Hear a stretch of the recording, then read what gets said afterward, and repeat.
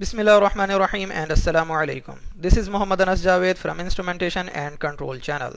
In our previous video, we understood the basic definition of pressure and its formula.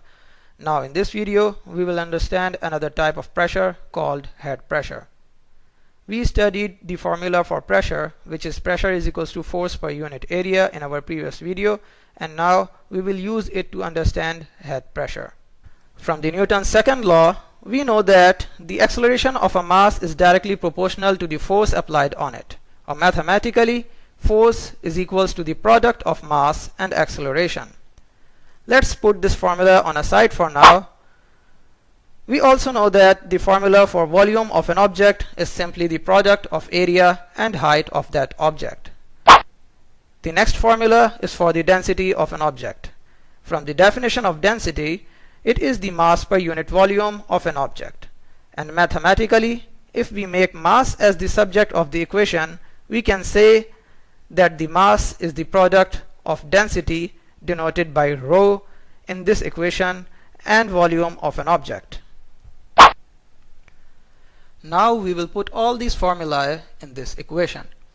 Here we have replaced force with the product of mass and acceleration from the Newton's second law. Next, we will replace mass with the product of density and volume from this equation. We know that gravitational force is actually acceleration caused by Earth, and so we can safely replace acceleration over here with the symbol g representing acceleration due to gravity. In this equation, we can cancel out area since a divided by a will always be equal to 1. This way we have derived another formula to calculate pressure. In this formula, pressure is equal to the product of density, acceleration due to gravity, and height. Further, to check the unit of measurement of pressure from this formula, the unit of density is kilogram per meter cube, unit of acceleration due to gravity is meter per second square, and unit of height is meter. Here we can cancel out meter over here with meter cube over here, leaving behind a meter square. From this formula, we can see that the unit of force, which is Newton, and is equal to the product of unit of mass, which is kilogram, and acceleration, which is meter per second square. Therefore, we can replace kilogram multiplied by meter per second square over here with Newton.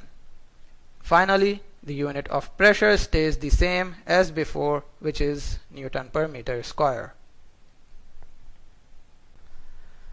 We will now try to use this new formula to calculate the pressure of the same truncated pyramid in both ways, that is inverted and non-inverted.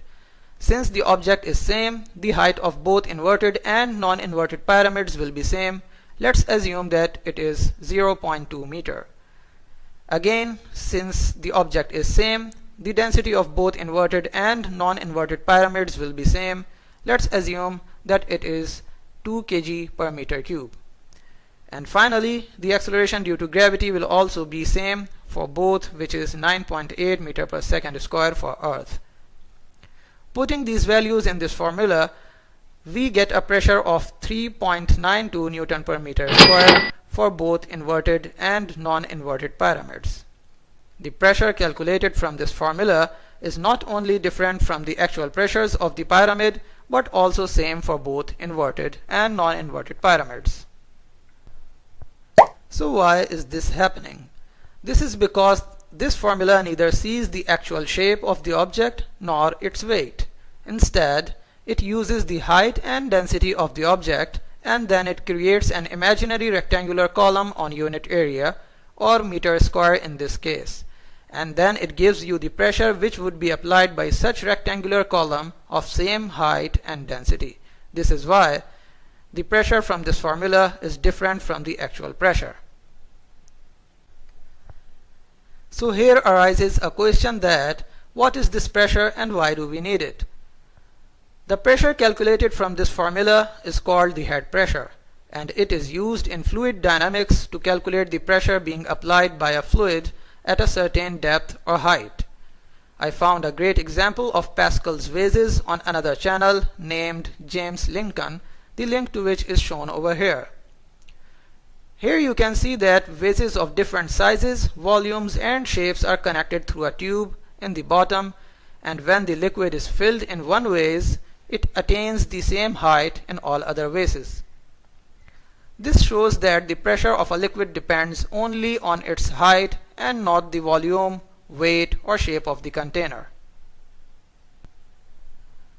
To further elaborate, liquid always flows from a point of higher pressure to the point of lower pressure, and since it can be seen that the height of liquid in the Pascal's vases is same, this is due to the fact that the head pressure or the pressure due to the height of the liquid at these points in all the vases is equal. To give another example, it is the head pressure of water due to which a scuba diver can only dive underwater to certain depths, because as he dives deeper, the head pressure of water being applied on him increases to an extent where his lungs cannot expand to inhale oxygen from the cylinder, and therefore can cause danger to the scuba diver.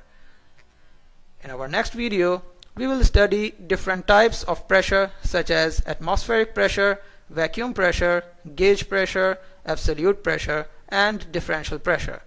This will be all from this video. I hope this video was beneficial for you. Do like, share and subscribe to my videos. Till next time, take care and Allah Hafiz.